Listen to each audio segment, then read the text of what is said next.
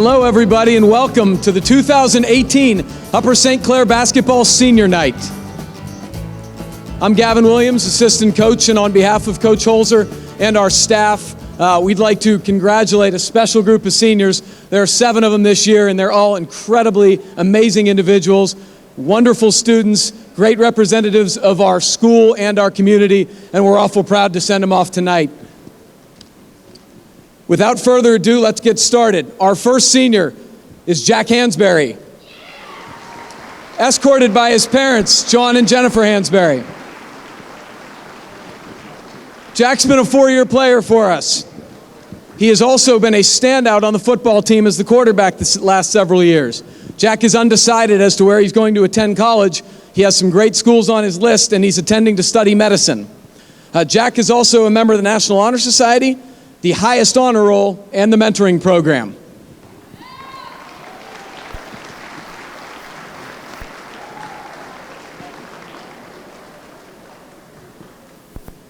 Ladies and gentlemen, Mr. Jack Hansberry.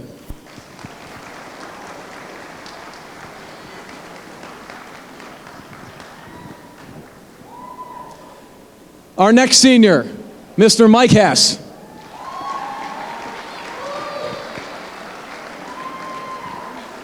Mike is accompanied by his parents, Dan and Betsy Hess.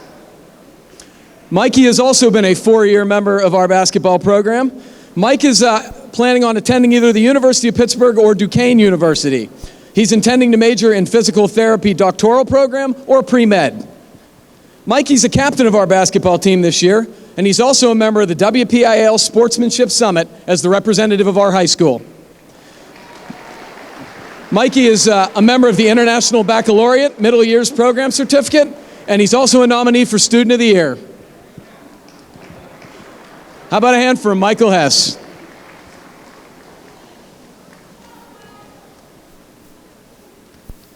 Our next senior is Matt Kissinger.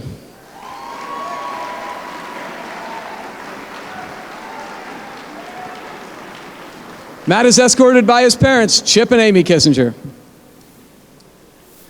Matt has been a 4-year varsity letterman for basketball, a rare thing in these days.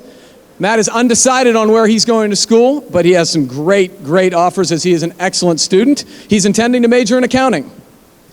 Matt is also a member of the varsity football team, and he was named first team all-conference as a defensive back this year. Matthew is also a member of the high honor roll academically. Ladies and gentlemen, Mr. Matt Kissinger.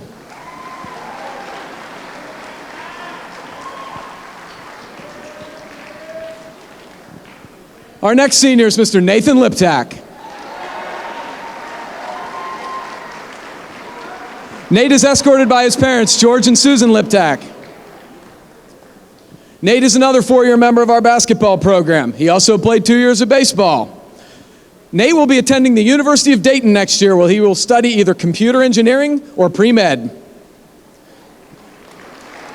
Nate is another in the fine line of student athletes we have here as a member of the high honor roll here at the high school. Ladies and gentlemen, Mr. Nathan Liptak.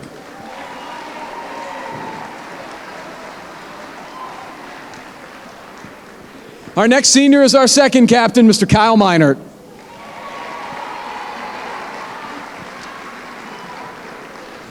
Kyle is escorted by his parents, Kurt and Amy Meinert. Kyle is undecided where he's going to be attending school, but he plans on probably playing basketball, and he's got some good choices, Case Western and John Carroll and Allegheny. He's a fine student. Also a 4-year member of our varsity basketball program.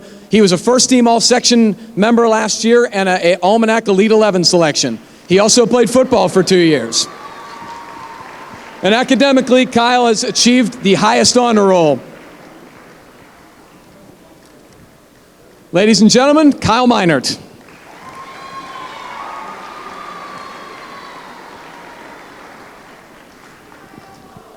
Our next senior is Mr. Brett Moore.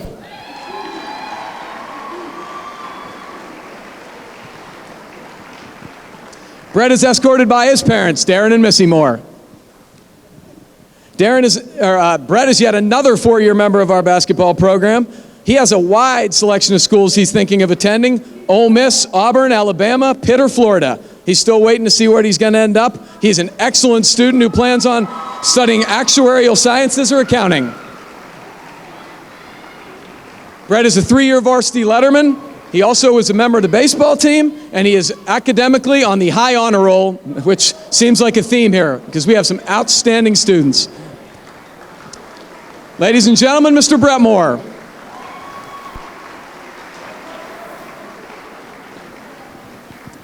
And last but certainly not least, Mr. Brendan Picalo.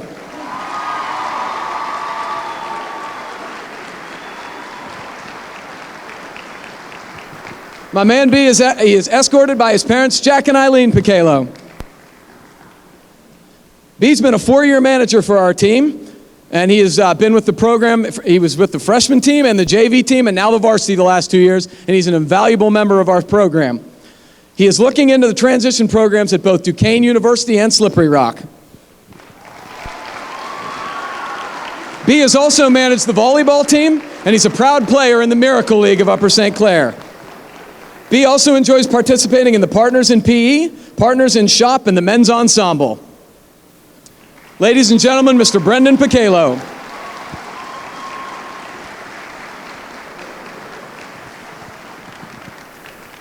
On behalf of everybody associated with our program, I couldn't be more proud of these 7 individuals. They've represented us with class, with dignity, and with character every step of the way. We are going to be very sad to see them go, but boy, what they've accomplished in their 4 years here. Thanks, guys. We'll miss you a lot.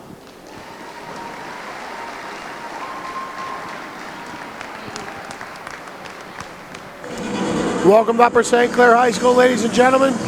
I'm Phil Elias. I'm joined on a camera by Emma Freilich, and we are just a matter of moments of getting underway here at Upper St. Clair High School for this sectional matchup of Upper St. Clair in the white and the Peters Township Indians, neighborly rivals. As we head through the back half, the second half of the sectional schedule, St. Clair has this game here this evening against Peters Township, and they'll end the season on the road, the regular season on the road, at Alderdice in a non-sectional game, and then they'll be at Mount Lebanon a week from today.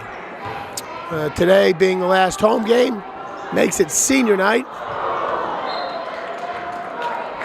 On the court for St. Clair, Danny Holzer starts 5 of his 6 seniors. Number 11, Cal Miner. Number 12, Michael Hess. Number 30, Nathan Liptak. 31, Brett Moore. And 20, Matthew Kissinger. Sitting on the bench and unable to play tonight due to a bum ankle is Jack Hansberry. 6 seniors, and Evan Bacala, 4-year team trainer. It's a 3-ball by number 5, Colin Cody, to give the Indians an early lead. But the final senior, Danny Holzer's entourage this year, as Miner puts up the 3-ball, can't get it to fall. Rebound underneath is Kissinger. But Brendan Bacala has been the team trainer for 4 years with Danny Holzer. This will be his last home game as a member of this storied Panther basketball program under the direction of Danny Holzer. And an important sectional matchup. St. Clair, 4th in the section, looking to make the playoffs. They're off a road win earlier in the week against Baldwin. And if they can pick up this game here, that'll punch their ticket into the second season. And the Peters Township Indians were short seniors this year and then had some injuries themselves. They'll be ending their campaign outside of playoff contention. But you'll get their best. It's a rivalry. 3-0 Indians, 2 minutes into the first quarter. Starting for the Peters Township Indians, as Kissinger goes baseline, underneath, gets his own rebound, goes right back up, knocks one down, and he's fouled in the process. Matthew Kissinger, all section free safety, will go to the line with an opportunity to convert the old-fashioned 3. Starting for these Peters Township Indians, number 15, Dan Bain, number 5, Colin Cody, number 3, Grant Macharko, number 3, Connor Peterson, and number 24, Sean Werner. Rounds out the starting 5. Liptak with the interception. Finds Kissinger underneath. Kissinger working right side. Travels with it. And we're tied at 3. 5:45 gone. I beg your pardon, 5:45 to play in the first. Almost over and back there. Macharko, depending upon where he caught that ball. 3 ball coming. Colin Cody's got the hot hand in the early going here. He's hit 2 threes from the same spot there.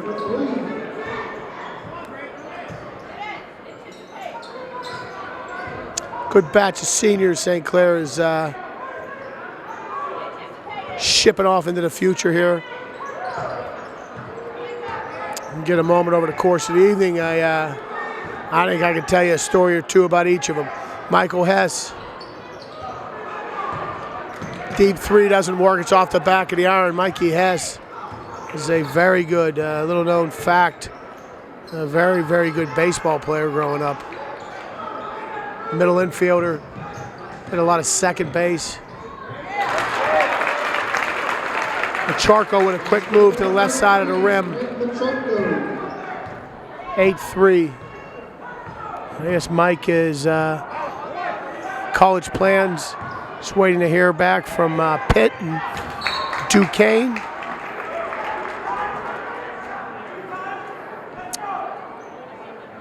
And he thinks he'd like to major in physical therapy with an eye on medicine.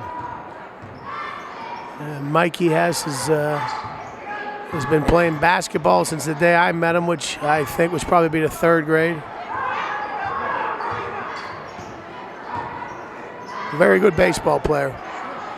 Brett Moore, 3 ball, can't get it to drop. Ball's on the ground. Macharko finds the loose pill.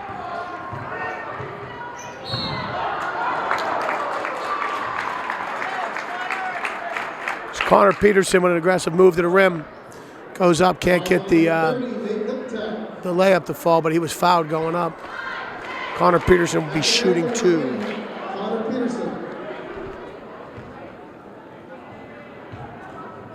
Nathan Liptak, number 30 on the low block. Nathan Liptak played corner and free safety for a 7th grade football team I had. We were at Cannon Mac. Cannon Mac had just built that facility off of Route 19. It's very nice. There's a baseball venue down there, and there's a turf field with a really nice setting. That's Chris Pantelis, the junior. Can't get the 3 to work. But Nathan, we won that game 6-0 in overtime. I mean, it's in overtime in Little League, every team starts at the 10 and gets 4 plays. There's no score going into overtime. We won the toss. I beg your pardon. They won the toss and they deferred. We took the ball. We scored. We couldn't convert. They took the ball, and in 3 plays, they advanced 8 yards. So they're on our 2. It's 4th and 2. 4th and goal from the 2. Brett Moore with a 3. 4th and goal from the 2. I'll never forget the play. It was on our sidelines. They take the ball, snap the ball. Quarterback rolls out to the right. He's got a run-pass option. He decides to pass the ball to an open receiver in the corner in the end zone. My angle had him catching it. And out of the corner of the end zone, like a blur, like a flash, was Nathan Liptak with an outreached hand, deflects the ball. It was batted incomplete. We won that game 6-0. It was a very good football team we had that year. Minor drops a 3. 9-9. We'd always struggled with Ken and Mac growing up as little kids. They were very good at youth football. Charco slides that pivot foot. He's guilty of the travel. But they'd given us fits over the years. And I remember talking to Nathan after that game. He said it's the first time he'd beaten Ken and Mac. Very exciting game. It was a regular season game. We went on and knocked Ken and Mac off again in the first round of the playoffs that year. We made it to the championship, and we lost to these Peters Township Indians, as a matter of fact. We lost 7-0 in a game at Seneca Valley. The game was played at a neutral site. Nathan Liptak was also a baseball player growing up. Spent a lot of time the course of the summer. That's got to be a travel, no? Ooh. I get bailed out with a jump ball call there. He spent a lot of time over the course of his summer playing travel baseball. Nathan Liptak here at senior night, heading off to the University of Dayton. Nathan Liptak will soon be a Flyer, the birthplace of aviation. Wright brothers. I tell you this, next snowstorm, next beach vacation, or if you're just a reader in general, there is a book called The Wright Brothers. A lot of books on the Wright brothers. That's Tanner Gensler. Number 23, Tanner Gensler.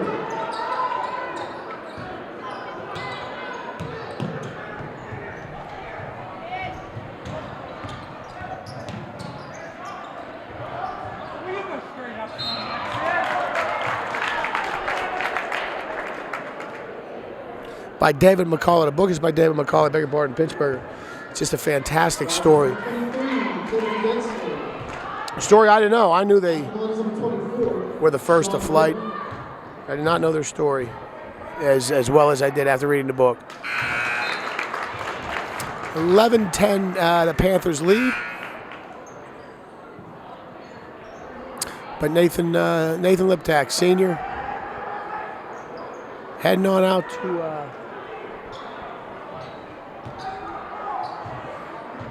Dayton, Ohio, to be a Flyer. 11-10, we're down to a minute to play in this fast-moving first quarter. That's Benjamin Sandusky with the 3 ball. He can't get it to fall, but he was fouled. He was fouled.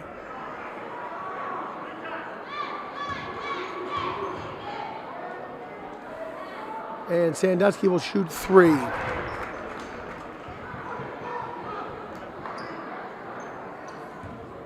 Dayton Flyers, a good basketball program down there. They play in the A-10, given my alma mater, Duquesne, fits for years. And they play decent football too. They've got one of our St. Clair graduates down there, Ryan Harkerode.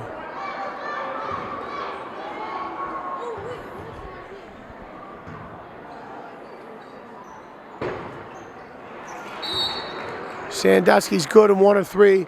We got a full timeout coming from Peters. Going to a break. Welcome back to Upper St. Clair High School, ladies and gentlemen. Phil Elias, joined by Emma Freilich on the camera. 16-10, the Panthers lead. We've played a quarter. Possession arrow favors the Peters Township Indians, and they will inbound the ball in front of us.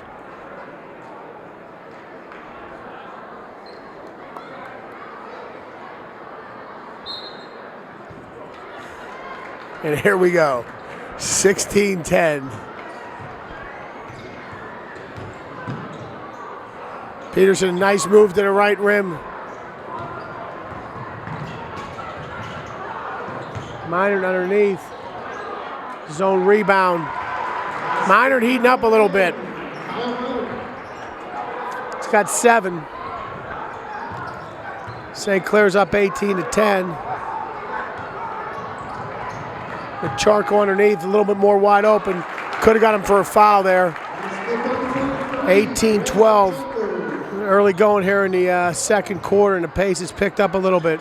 Moore had a notion on the 3-ball, swings it to Pantelis, and he knocks it down, 21-12.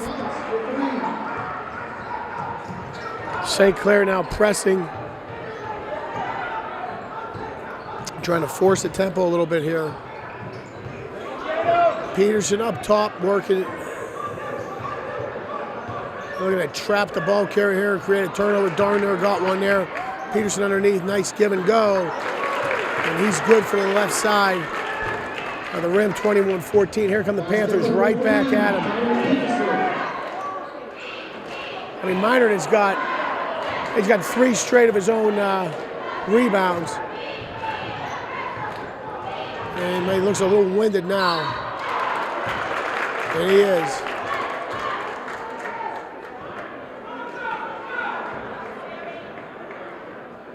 Fouls on number 31, Mark Moore. At the line is number 13, Sam Petrarca. Sam Petrarca now will be at the line.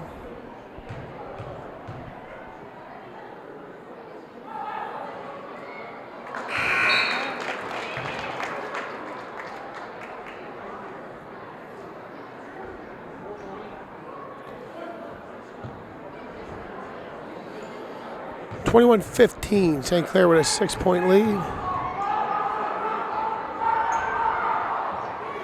Charka hits them both. Got a full timeout coming, Peters Township. We're going to take a break, be right back. Welcome back to Upper St. Clair High School, ladies and gentlemen. Phil Elias, joined by Emma Freilich. 21-16, Upper St. Clair leads with 6:20 to play in the second quarter. This is St. Clair's last home game of the year. Senior night. So we talked about Mikey Hess, talked about Brett Moore.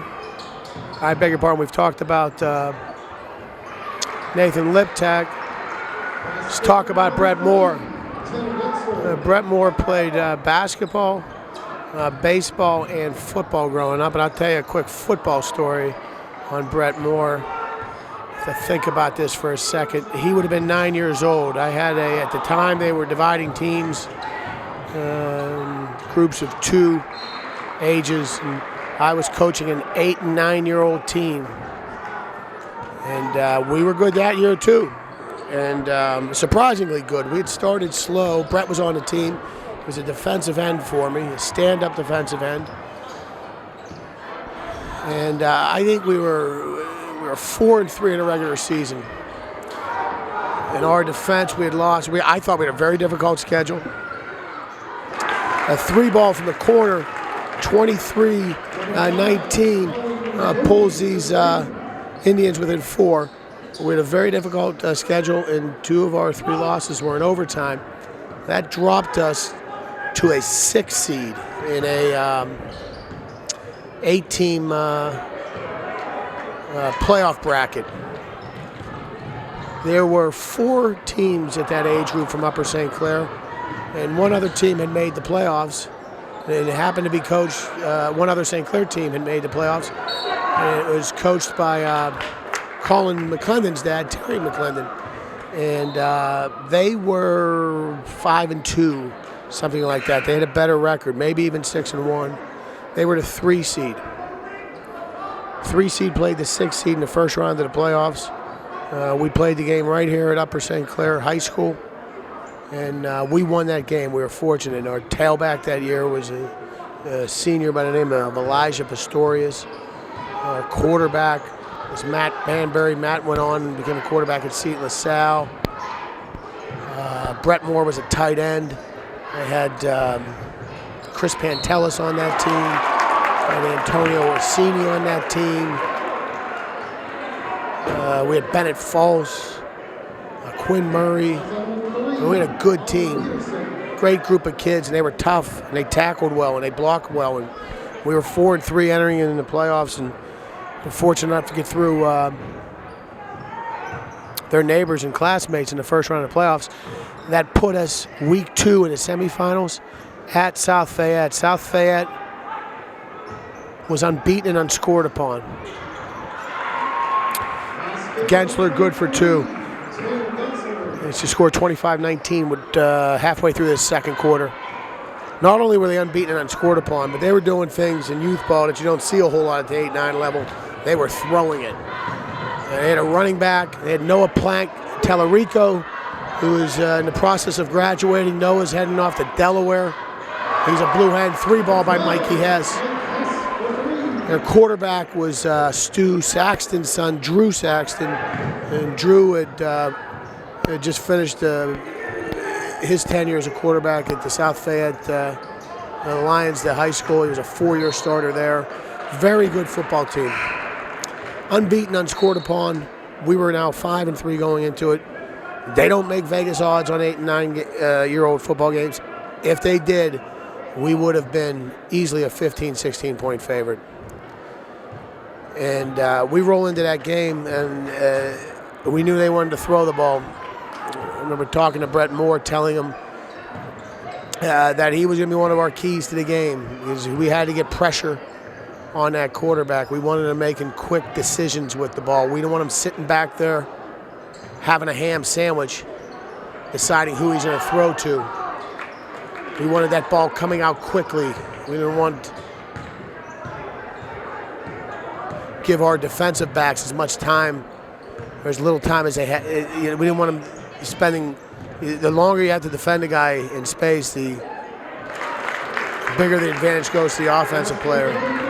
And if we could create some turnovers, we thought we'd have a chance to stick around.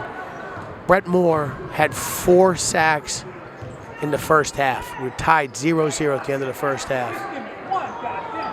And we were playing, that team was playing with so much energy. I remember the game was yesterday. It was actually on Halloween day.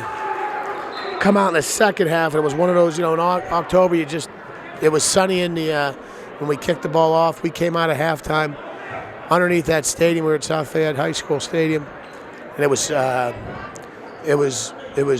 raining, which really favored us. Slowed it down even more.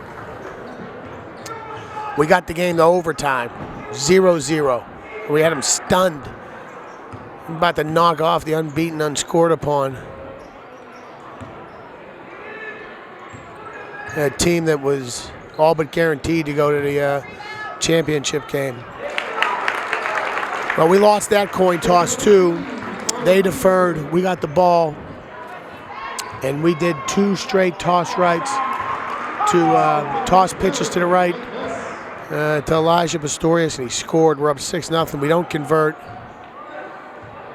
Back comes South Fayette. They score on a 4th down, 6-6. They go for a 1-point conversion, and they convert. They won the game 7-6 in overtime.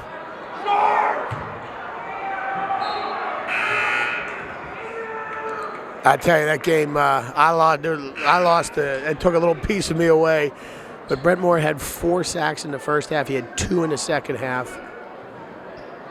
In the second half, we were threatening to score because he had gotten a piece of the ball, which we wanted to say. We wanted to pressure him. We wanted to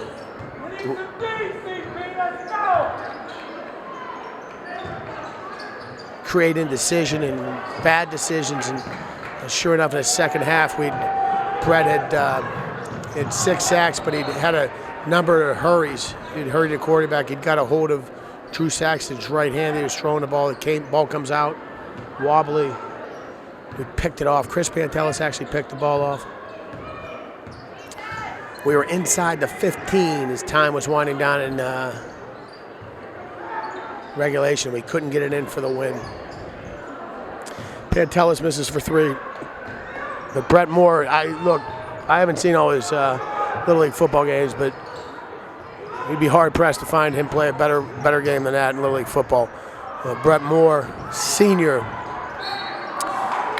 heading off to, there was a list of them: Pitt, Florida, Ole Miss, Auburn. I'm probably missing one. Brett's in the process of wrapping up his high school basketball experience here at Upper St. Clair.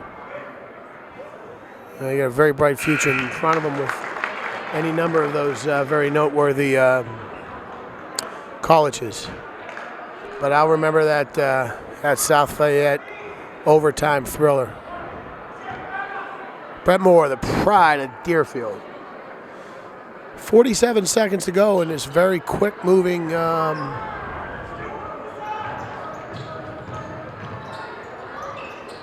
first half.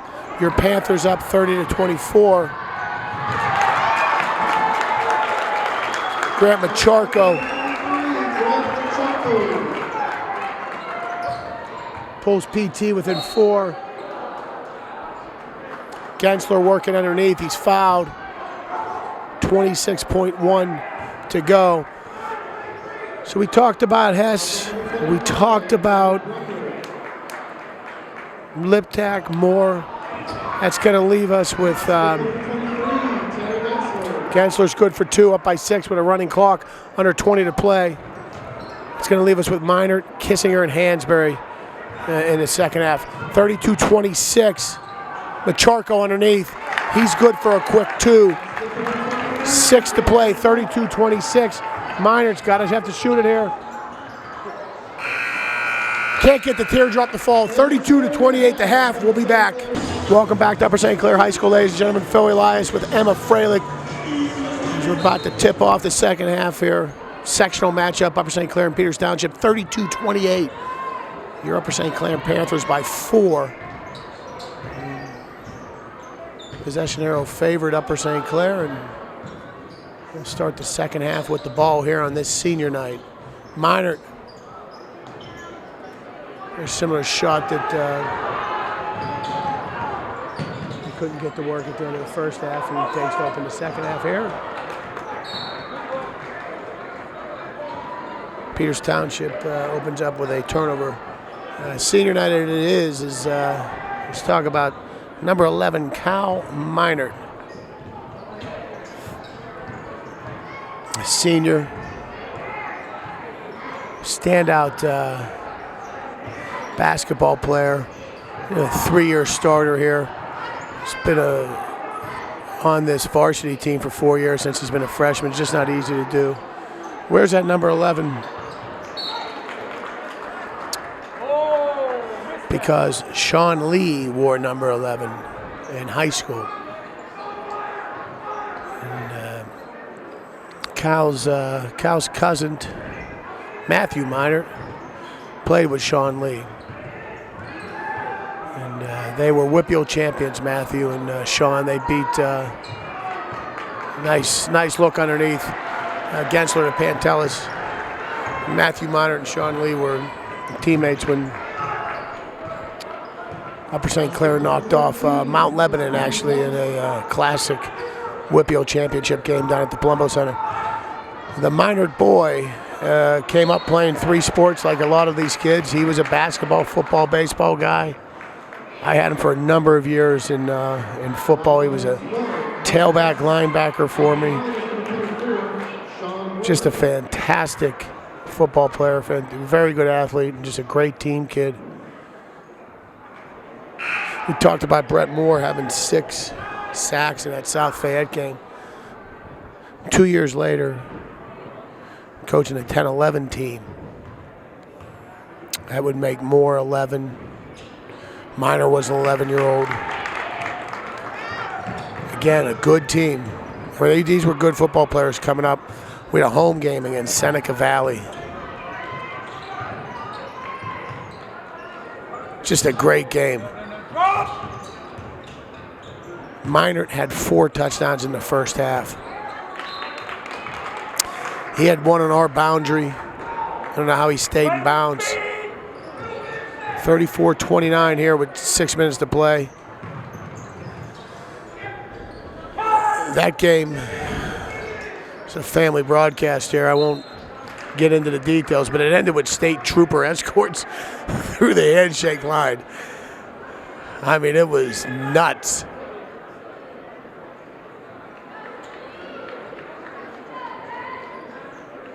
That year ended for us in a semifinal loss as well up here against a very good Cannon Mac team.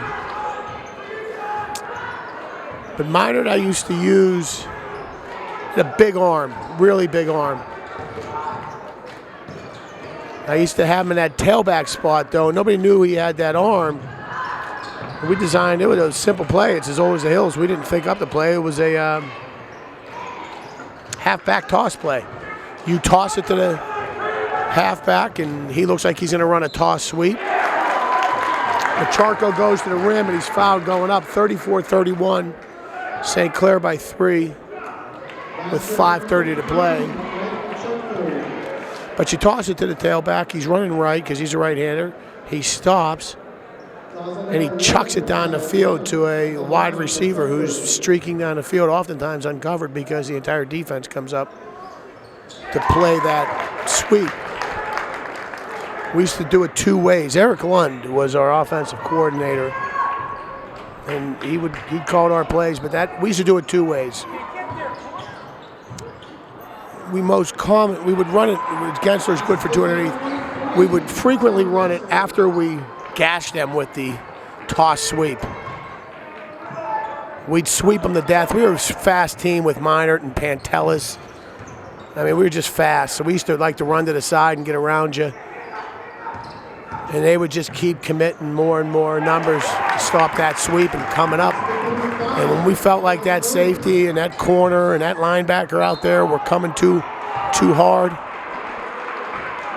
well, we'd call that toss sweep, and Minert would get it, and up would come that defense. I would run Pantelis, streak him right down the field, and throw the ball. I got to tell you, I think we hit it 10 times for touchdowns. But we used to run it 2 ways. So we would gash you with that toss sweep, and then when we felt like you were biting in too hard, we would hit you with the halfback throw. Or Eric liked to shock and awe you. He liked to run it on the first play of the game. Back then, look, there was a lot of folks were watching a lot of tape. It's just the way it was. And they knew that we were basically a speed team, a toss team, and when they'd see Minert on that toss, they would commit even early. So that Seneca game, the state trooper game, we'll call it, we run a toss to the right. It's towards Seneca's bench. And Minert pulls up. This is the first play of the game. And just chucks that ball. I swear he threw it 40 yards in the air to a wide open Pantelis.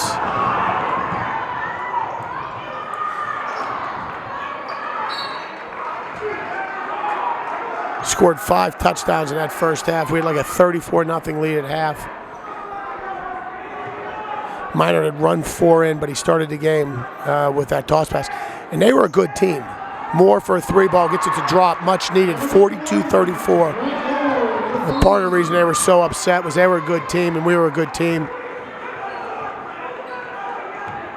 In a blink of an eye, Minert had splashed 35 on him. And he got the party started. Eric Lund, the great OC, shocked him. First play of the game. And Eric had a state trooper escort. It wasn't Eric that brought the Stadies there. I will say that. It was the Seneca crowd. I could say that. And they weren't state troopers. They were Upper St. Clair's finest. 42-34. 4 minutes to play. In the second quarter, that guy yelling faster is not doing play-by-play for me. 42-34. With 4 minutes to play, the clock is stopped. Peters Township will inbound the ball underneath. Tell you another story on Minert. I wasn't there for it. Minert's birthday, Cal Minert's birthday. He's a young for his grade. I don't know when his birthday is. I just know that when baseball season rolled around, they use a different calendar. They use the same calendar. We've only got one calendar, but they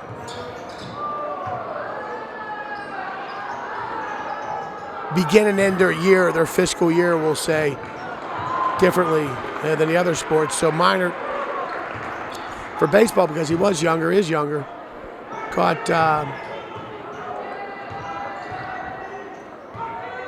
recategorized at the lower group. He played with the younger kids. So, with the grade below him, basically. He's closer to them in age than he is in these kids out here, to be honest with you. So my son never played with him. We were out busy with our baseball summers, and he was too, so he didn't really get to cross paths a ton in the summer. 3-ball. Colin Cody's been hot today. He's got 14 on the night, 42-37 USC. But at any rate, there's a 12-year-old travel baseball in St. Clair with Moore with the big 3, and he knocks it down. Kind of their flagship tournament is at Cooperstown, is in Cooperstown, New York. Site of the Baseball Hall of Fame, and there's a really big, that's the freshman Gensler for 2. There's a really big tournament up there. Teams from all over the country, I think all over the world. There's some kids from Japan come in. We're going to stay right here. So teams come in really from all over the world. And you compete. And you have pool play and then tournament play. And I think Cal's team did really well up there. They were coached by Ryan Geis, I remember. But at any rate, one of these games, St. Clair's blowing out a team. It was just a mismatched team. And Cal had hit 3 home runs. He's a right-handed batter.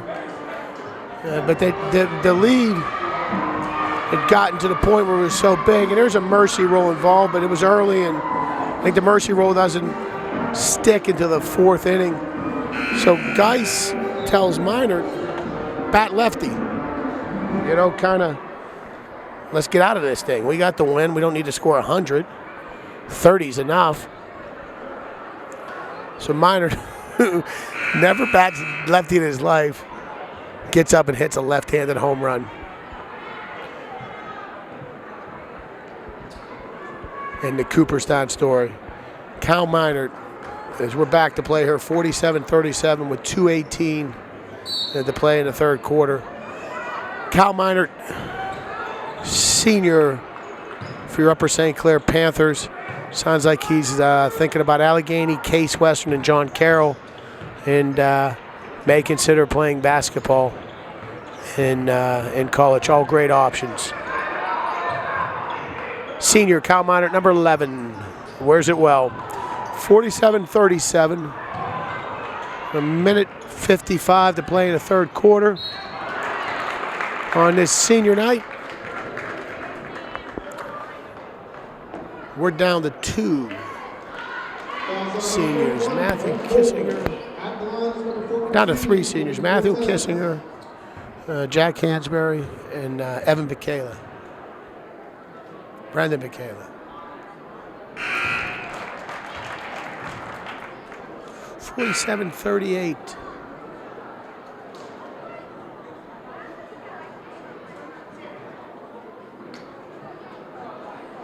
A minute 50 to play. Jack Hansberry is, I didn't announce it in his, he just did a senior night walk here. Parents come out before the game, and player comes out, hands them on some roses, and they walk through some things, and they get their picture taken, and then they announce him as Luke Gensler goes left side of the rim for 2, and he's fouled going in. And they tell you a little bit about their plans if they have them, and they said that Hansberry's undecided. I don't think Hansberry's undecided. Hansberry is going to continue his academic and athletic career at the University of Pittsburgh. He's going to go to play Division I football. And I'll tell you this, he also played 3 sports coming up. He was a baseball, basketball, football guy. First time I met him, I got to think about this. I think he would have been 8 years old. They try out for his travel baseball. They run him around stations, batting, pitching, fielding, running, so on and so forth. The guy running is a guy by the name of Greg Steve. And my son didn't play until the next year. But that year, Greg Steve called me and said, would you catch for us in the pitching station? The kids would just sit down there and throw, I think, 10 balls each and catch. And I said I would. And I know, and you may know Greg Steve too, the reason he asked me is because he himself, Greg, cannot catch. So I can. Greg can't throw, hit, or do anything else athletic, to be honest with you, but he definitely can't catch. So I caught for him.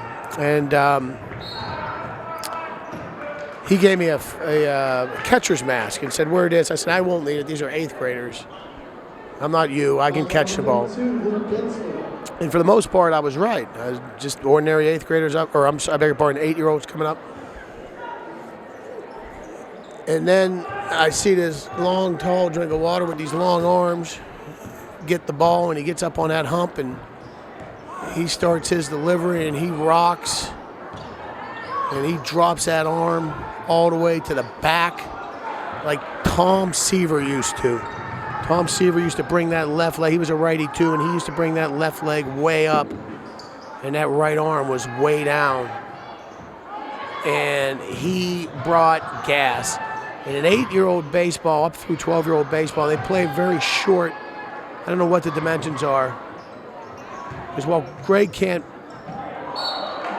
swing a golf club, throw a baseball, catch a baseball, or shoot a basketball, he does know all the rules. You'd have to ask him what the dimensions are in the distance from the mound to the plate are. I always tell him I played the game. I didn't measure the game. You go measure it. But my point is, it's not as far as it is obviously in high school. So that ball, if you get a kid that can bring it, it really has a tendency to jump on you. It gets on you in a hurry. We're going to finish this on the other side. It's 50-38. We're under 10 to play here. St. Clair with a 12-point lead with 1.8 to play here at Old St. Clair on senior night. Peters will get the opportunity to inbound the ball here and get a last-second desperation shot that does not fall. We'll be back in a second to finish up Jack Hansberry. Welcome back to Upper St. Clair High School, ladies and gentlemen. Phil Elias and Emma Freilich. St. Clair leads 50-38 as we begin this fourth quarter of action in this sectional matchup. Possession arrow favors the Panthers, and they'll inbound the ball. Try to expand on this lead of a dozen. So I got the young Tom Seaver, Jack Hansberry, just bringing heat. That's a 3-ball from Chris Pantelis. And I got to tell you, the ball's jumping on me, and I did grab that mask and put it on. He didn't hit me with it. I was able to catch him. But I was impressed with his fastball to the point where when you catch, and if you don't catch that ball as a catcher right in that web, if you catch it a little bit in your, like underneath your left index finger, that will swell there. And it did after catching him. And I remember that kid in Little League Baseball for years as being an absolutely dominant pitcher. And as he got older, he was, he'd throw the fastball, and then he'd throw a changeup, and then he learned how to bend it, and he was throwing curveballs. He's just a fantastic pitcher. I remember he hit his first home run. It was at the St. Clair tournament down at Morton Field. He bombed one out there by the Russmer Floors tent that always gets sent up between the two fields. But Hansberry goes on and has just an absolute standout career as a football player, quarterback, leader. We're going to stay here. It's a timeout, Danny Holzer. We're going to stay here on Jack. And just an absolute leader on that football team. He, I bet he's 6'2", probably 190 pounds.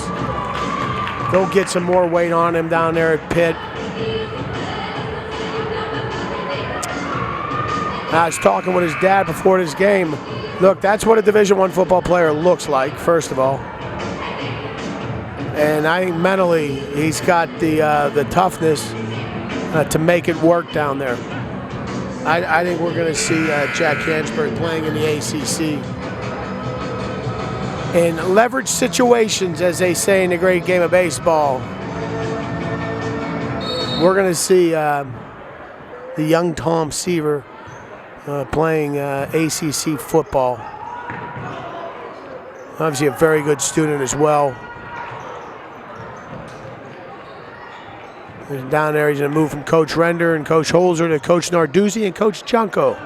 Bob Junko, longtime Pitt coach.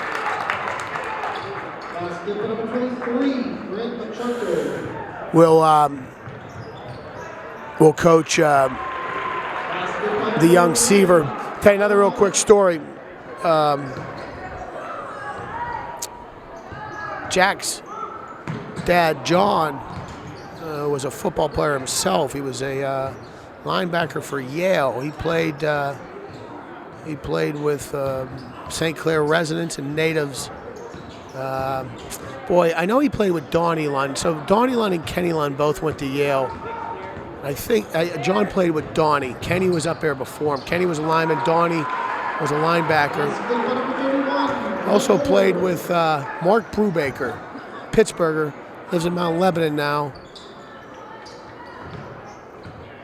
Brubaker went to Thomas Jefferson. But John Hansberry is from Minneapolis, from a suburb of Minneapolis. And this would have been 2 summers ago. John and Jack are big baseball fans still. They watch the Pirates a lot. And with interleague play, I'm watching the Pirates at Minneapolis, at Minnesota, the Twins. As an aside, I always loved the Twins. Back to Rod Carew. I just was fascinated with his batting stance and how that guy could hit so well with such an odd batting stance. And then, Kirby Puckett and Jack Morris and those great teams, that World Series team that beat the Atlanta Braves and the Francisco Cabrera dagger to Pirate fans year. That was the year that Cabrera put that dagger in all our hearts. Well, that was Game 7, and that put the Braves into the World Series, where they met the Minnesota Twins in just an epic 7-game series that ended in extra innings in Game 7 in Minnesota. Jack Morris worked 13 innings in that game. I can't remember. It might have been Dan Gladden scored the winning run. I can't remember who singled it in, but at any rate, always been a Twins fans. A little known fact here while I'm really on a discourse here. On the Minnesota Twins cap are the letters TC. They're intertwined.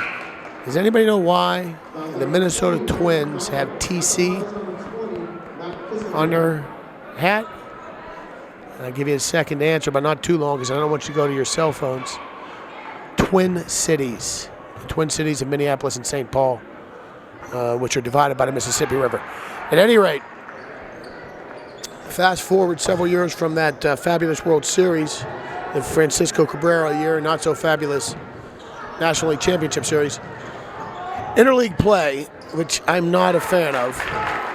I think it had its moment and its moment's passed. But the Pirates are at Minnesota in that brand new ballpark up there. It's an outdoor facility. It's 2 years ago. It's a Saturday game. There's a lazy fly ball, foul ball. Gensler for 3, can't get it to drop.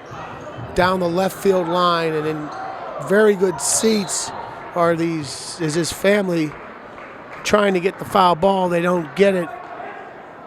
I'm watching them, and I say to myself, wait a second. You get televisions now where you can, time out, but we're not going to go away. I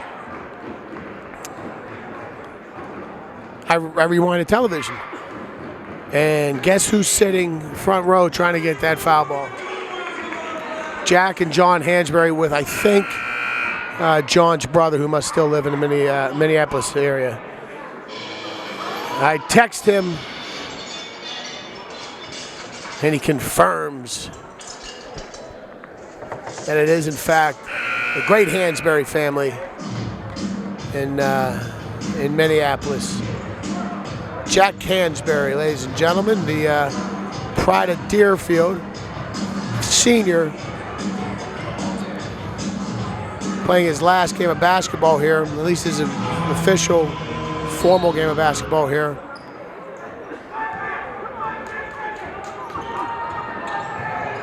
You know,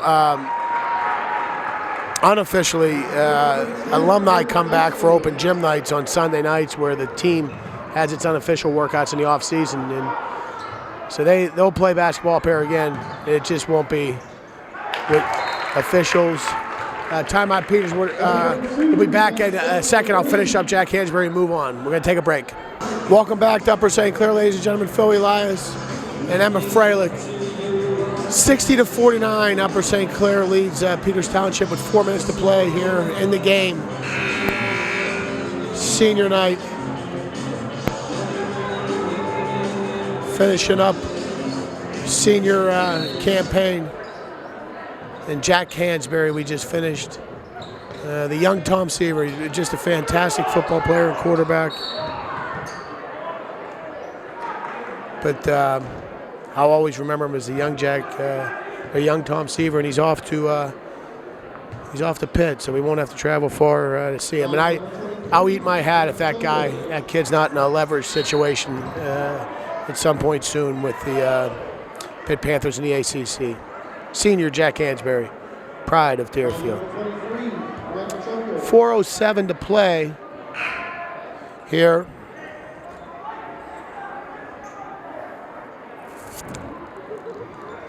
On this senior night, down to senior Matthew Kissinger. Not Kissinger, Henry Kissinger.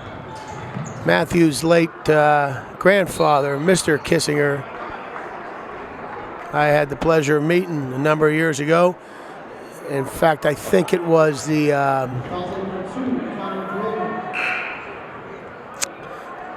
may have met him in the Pittsburgh, Arizona Super Bowl. Mr. Kissinger had a party. At any rate, he told me it's not Kissinger, like Henry Kissinger, it's Kissinger. So get it straight. Matthew Kissinger has been playing basketball since, on an official basis, since the 2nd grade. Matt's dad, Chip, organized a 2nd grade team that would go down to the Bronson House and play, and he had my son on the team. He had Minert, he had McClendon, he had Moore. I mean, he had all these kids, and that's where I was first introduced to Matthew's tenaciousness. As a 2nd grader, as he picks that one off almost on cue, he was on the floor as a 2nd grader, just getting after it, grabbing loose balls. And Chip used to practice them Sunday nights at like 7 o'clock at the high school. We had a corner of the gym. They threw him a bone. You know, the travel basketball season's so busy that, you know, getting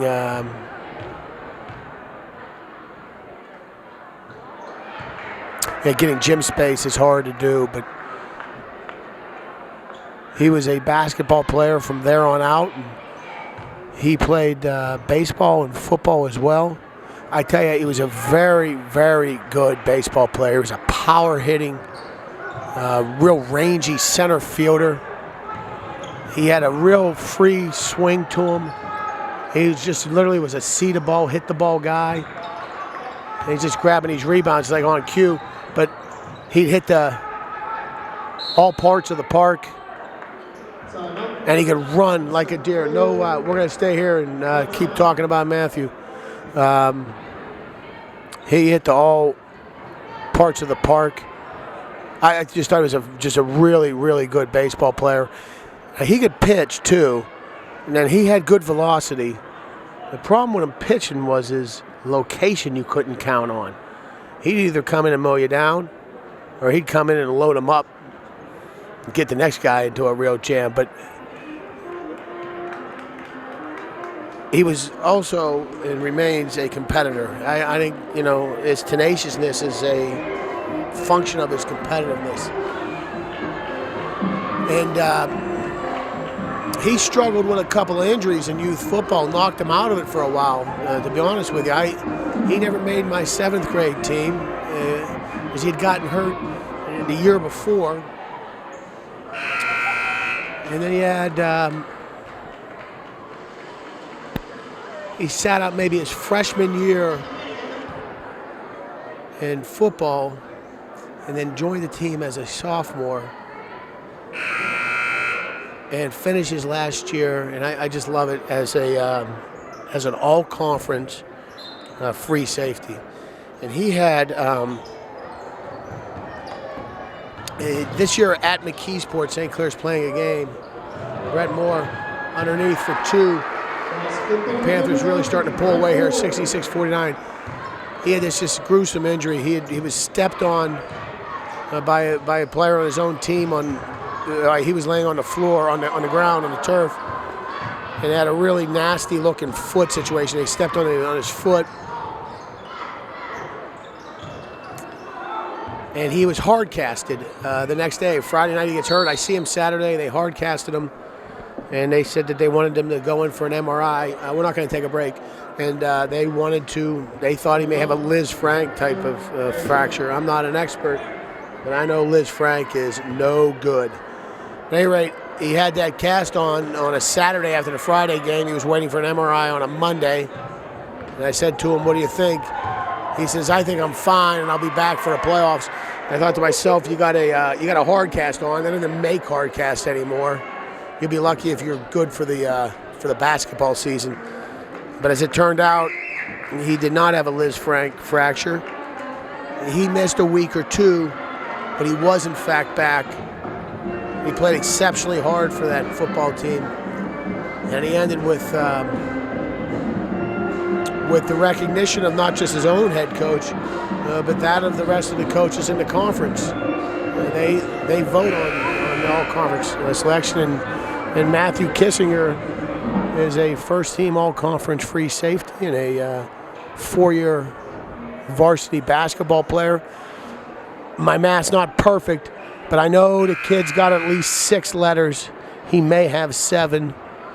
He's keeping his options open for college. I know he's sniffing John Carroll. He may take a look at another school or 2 for football. He may just go be a student. He wants to major in accounting, which his dad's in accounting. Runs in the family. And he's from the Skyridge Skyridge Road, maybe Avenue, but he's from the Skyridge area of St. Clair. And he's been a standout in 3 sports. I bet you since he's been in the 2nd grade. And again, I think what he's first of all, he's an athlete. Wouldn't be out there if he wasn't. He's fast, very fast. But I think what separates him is that tenaciousness, that level of compete in him. Number 20, the pride of Skyridge, senior Matthew Kissinger. Son of Amy and Chip. 67-51. We got 2 minutes to go here in this senior night telecast. We're down to our last senior. Team manager Brendan Bacala. B. The pride of Rolling Meadows. son of Eileen and Jack Pekela. Brendan is a baseball player. He plays in the Miracle League field at Boyce Mayview. He's a founding member of that park. That park is a miracle. He's in the competitive league. It's the last time I saw him play. It had to be 2 years or so ago. I'd be up there. That field, of course, is adjacent to the Boyce Mayview football fields up there. And for years, first couple of years, they had a speaker that was like turned around. The Miracle League had a speaker that was turned around and facing toward our field. You know, Sean Casey and Mandy put that park in, and they probably, I tell you what, it was a very smart play there by Nathan Liptak to avoid an over and a back and get it back. That, pump it, Nathan, it's senior night. But Sean and Mandy, a huge part of that Miracle field, they drove it and still do to this day. But I bet you they said Sean put the speaker up and he put it on wrong. But at any rate, it would face us, so I would hear the broadcast as I was sitting there running football or coaching the team, and I'd hear Pekela, and I'd turn around and there'd be a big bomb coming out. And they got a park there now, like in addition to the baseball field and left field, they got a playground. And Brendan plays in the competitive league, and he pounds them now into the playground.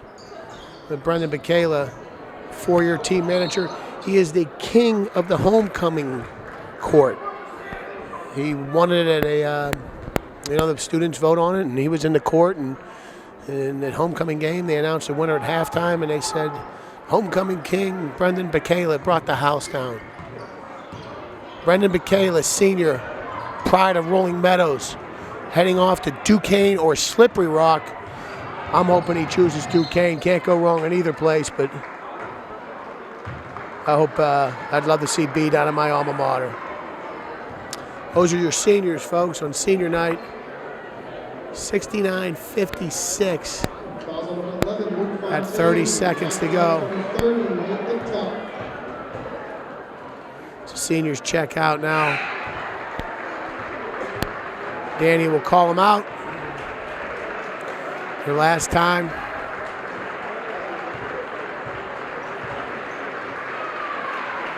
And they'll get a round of applause.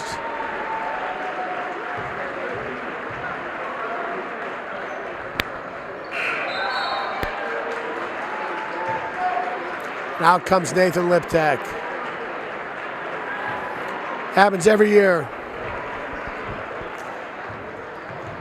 Won't be sorry it's over. Be happy that it happened. Who said that? Trivia question, second one. Initials JTR. You know it. Big Jim Render. 71-58. 10 seconds to play. On behalf of Phil Elias and Emma Freilich, we wish you a good night, a good, happy senior night. Good night, everybody.